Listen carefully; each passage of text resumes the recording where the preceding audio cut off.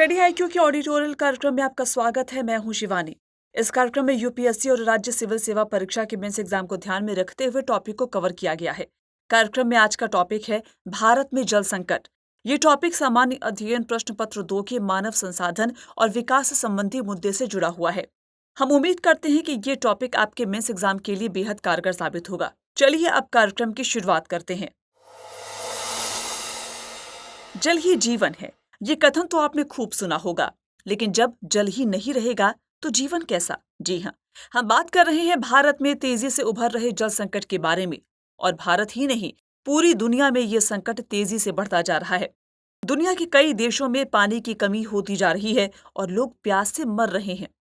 पानी सबसे मूल्यवान प्राकृतिक संसाधन है, क्योंकि ये मानव अस्तित्व और पृथ्वी पर जीवन के लिए जरूरी है। लेकिन मानव उपभोग के लिए मीठे पानी की उपलब्धता कई कारणों से बहुत ज्यादा दबाव में है। पानी की कमी का ये संकट भारत के साथ साथ अन्य विकासशील देशों में सबसे ज्यादा दिखाई दे रहा है। 2019 में स्वतंत्रता दिवस पर प्रधानमंत्री मोदी ने 2024 तक हर ग्रामीण घर में नल का पानी पहुंचाने का लक्ष्य रखा और तब से देश ने इस पर जबरदस्त प्रगति की है।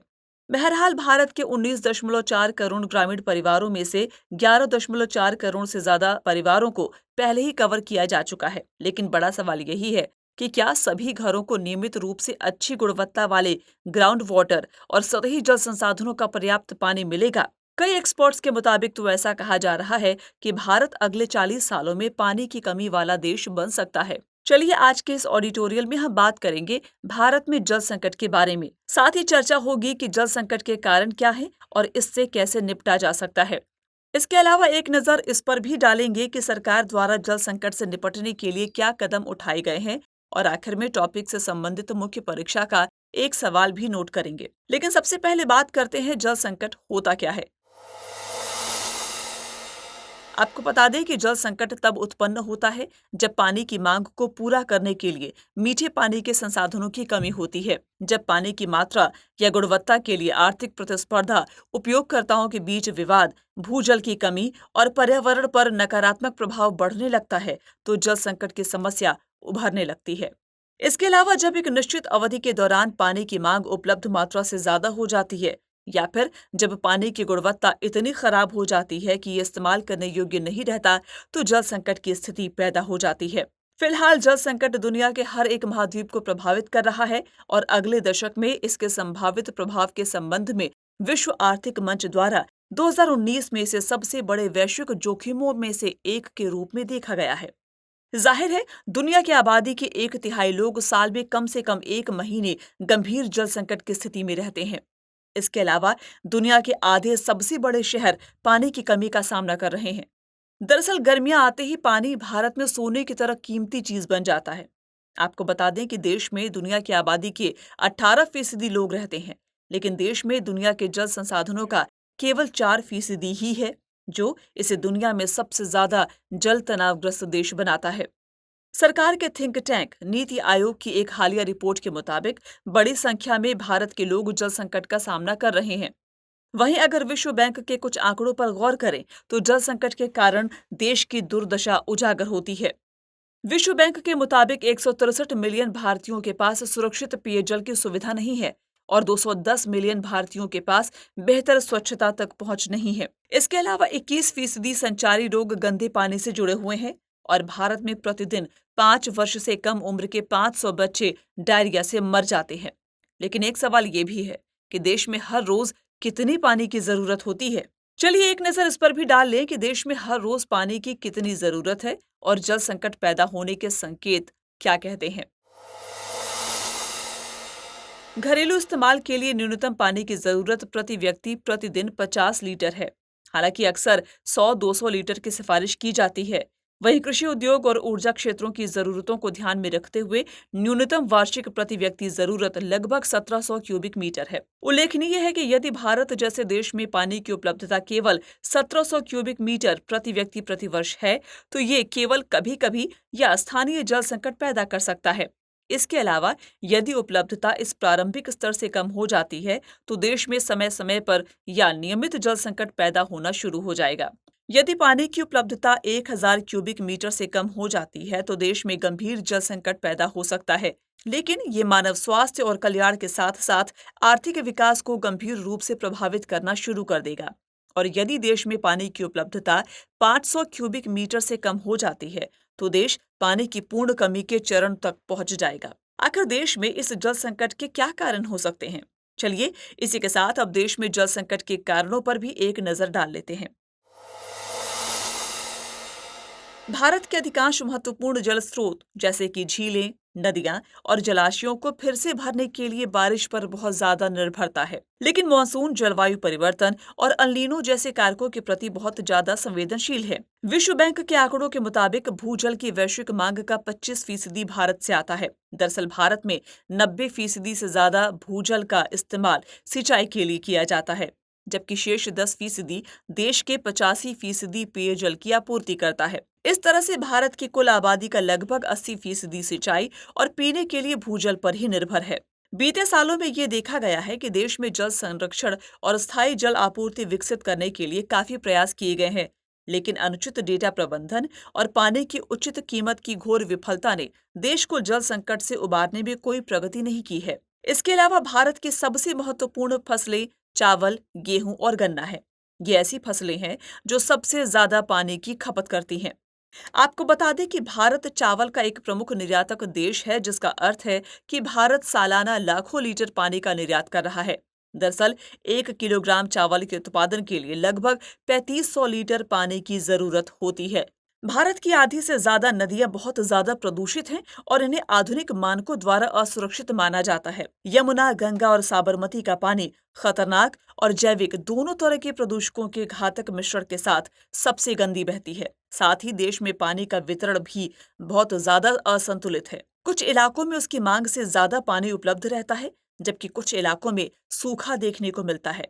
जैसे कि आंध्र प्रदेश में सूखा बार बार आने वाली घटना है, जहां कोई भी जिला सूखे से पूरी तरह मुक्त नहीं है। उसी तरह राजस्थान भारत के सर्वाधिक सूखाग्रस्त क्षेत्रों में से एक है। जनसंख्या वृद्धि, औद्योगिकरण, तेजी से बढ़ता शहरीकरण, सिंचाई की बढ़ती जरूरतों और घरेलू जल उपयोग में बढ़ोतरी ने पानी की मांग को तेजी से बढ़ा दिया है। चूंकि भारत में शहरीकरण तेजी से बढ़ रहा है, तो इसीलिए पानी की मांग भी तेजी से बढ़ रही है, क्योंकि शहरी निवासी ग्रामीण लोगों की तुलना में अधिक पानी की खपत करते हैं।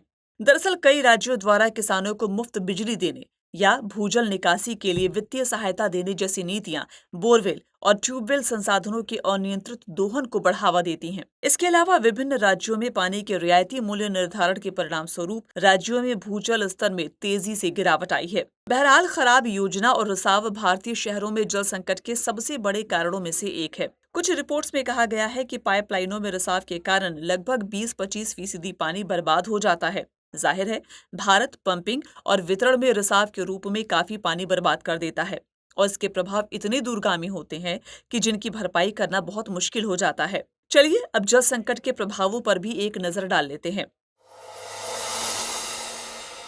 नीति आयोग की एक रिपोर्ट में भविष्यवाणी की गई थी कि 2030 तक पानी की मांग वर्तमान आपूर्ति से दोगुनी हो जाएगी और उस दौरान भारत अपने जीडीपी का 6% तक खो सकता है।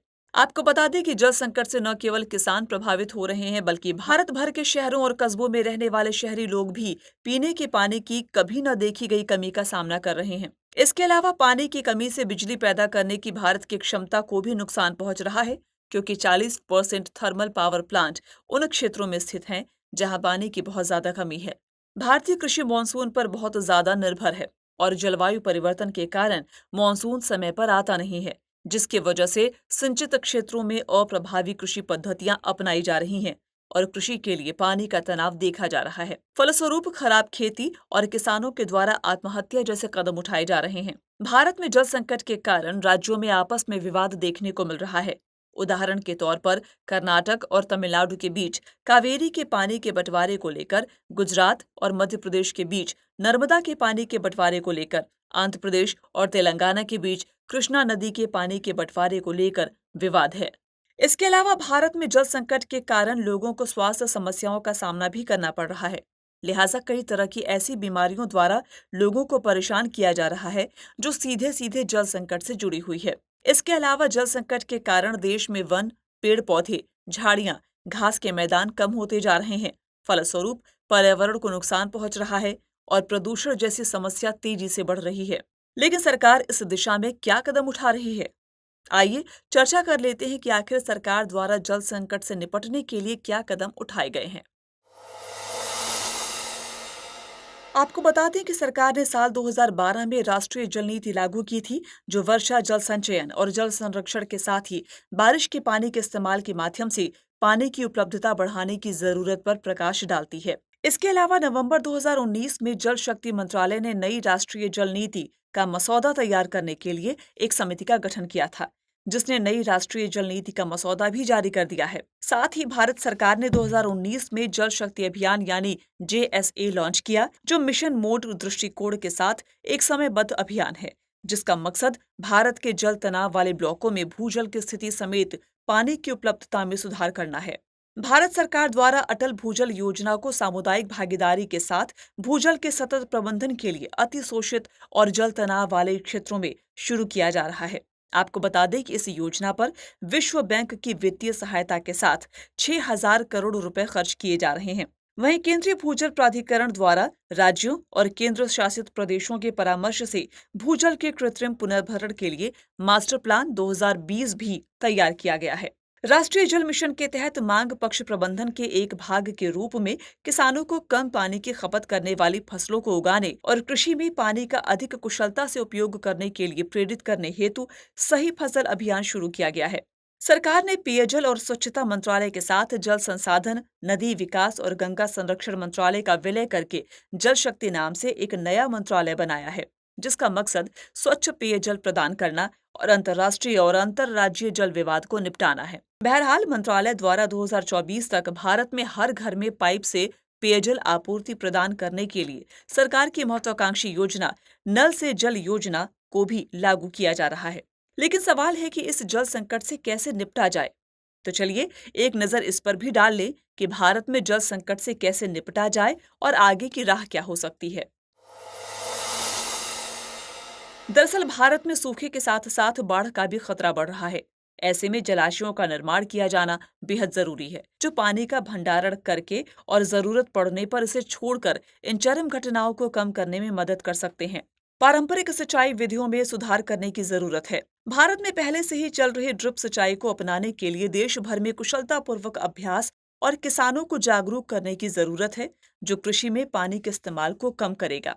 जल निकायों को बचाने के लिए प्रदूषित जल का पुनर्चक्रण बहुत जरूरी है।